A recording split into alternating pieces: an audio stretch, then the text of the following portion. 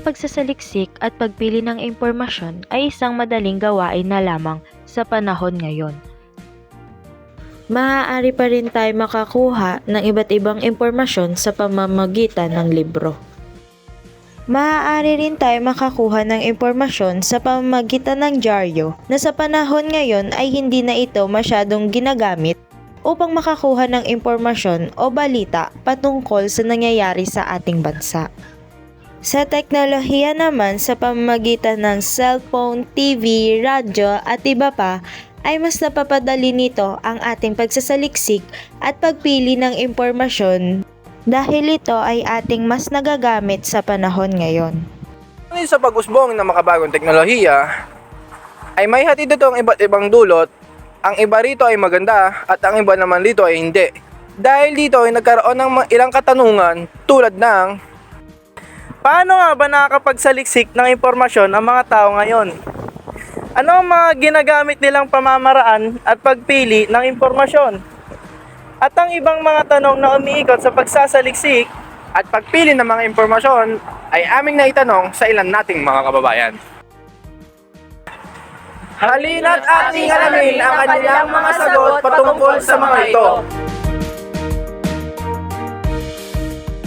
Maaari ko bang malaman ang iyong pangalan? Ako si Sebastian Miguel Reyes. Ako po si Kurt Chrysler Vergara Alcaparas. Ilang taon ka na? 18 years old. 17 years old po. Maaari ko rin ba malaman ang iyong address? Doon lang sa San Antonio, Cavite City. Ano po, taga Barangay 58, M. Patola, Cavite City, 4,100.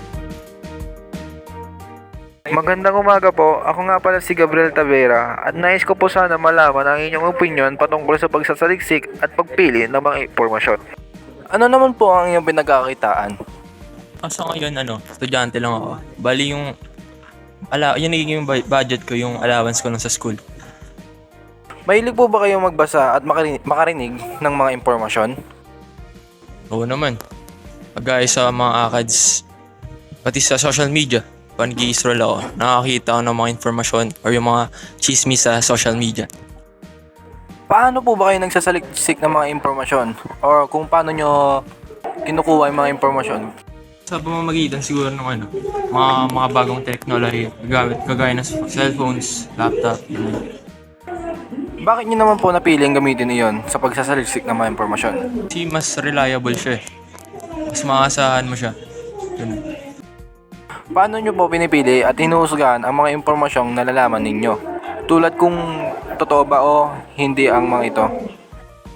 Siguro kunyari, nag-research ako. Mas may kinuha kong informasyon.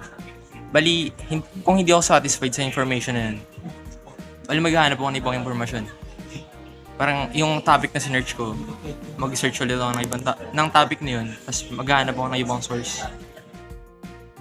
Ano naman ang inyong opinion sa pagsasalisik ng mga impormasyon sa makabagong teknolohiya na meron tayo ngayon tulad ng smartphones at mga aplikasyon dito tulad ng mga YouTube at TikTok? Kasi ngayon mas makasama mo talaga yung mga binanggit mo. Kagaya ng mga apps, YouTube, TikTok ba yan? TikTok, YouTube. Tapos, kung mag-check ka, kailangan, kunyari, maganda yung content. Tapos maraming comments, likes, ganun. Paano kung kasabot lang nila yun, da? E di, mas maghahanap ka pa ng ibang source, ganun. Ano naman po ang inyong opinion sa paggamit ng makalumang paraan ng pagkalap ng impormasyon tulad ng mga pahayagan, dyaryo, tabloid, radyo, at iba pa?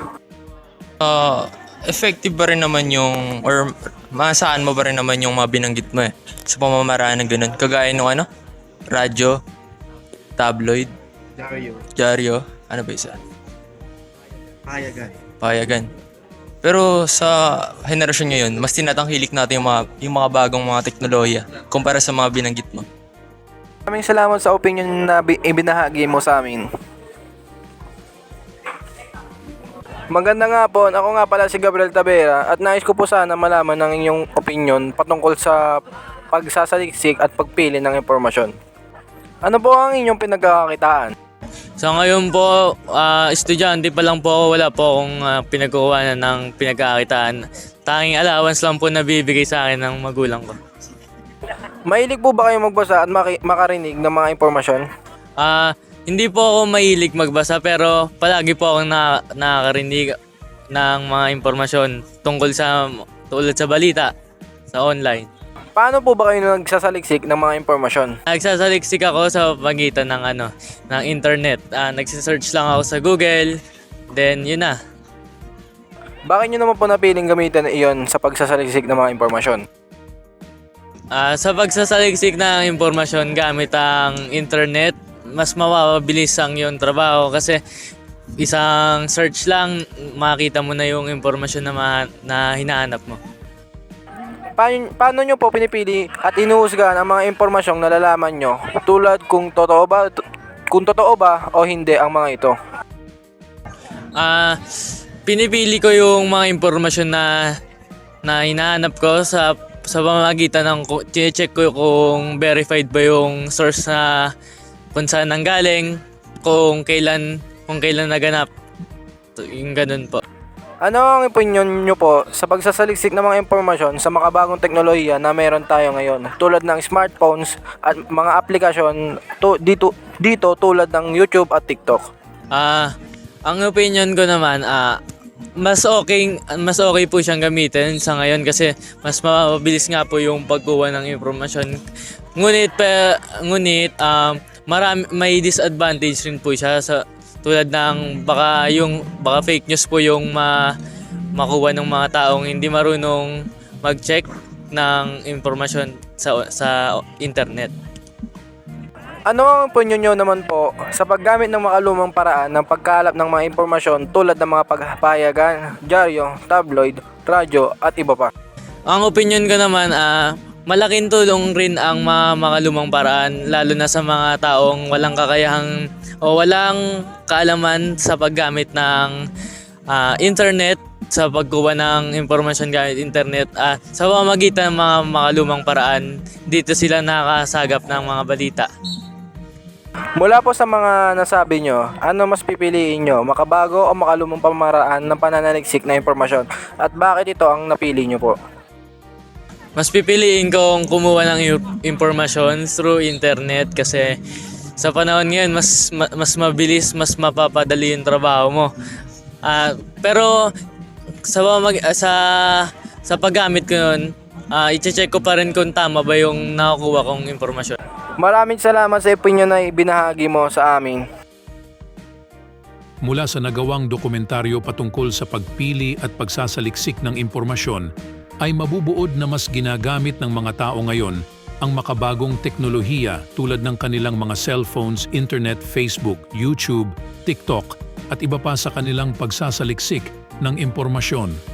Nabanggit rin nilang mas maayos at mas madaling gamitin ang mga ito kaysa sa mga lumang pamamaraan ng pagsasaliksik tulad ng dyaryo, magasin, radyo, telebisyon at iba pa. Nabanggit rin nila ang kanilang mga ginagawa sa pagsusuri ng mga impormasyon tulad ng mapanuring pagbasa kung akma ba ang kanilang mga nababasa tungkol sa isang paksa, pagtingin sa iba pang kahalintulad na impormasyon at iba pa.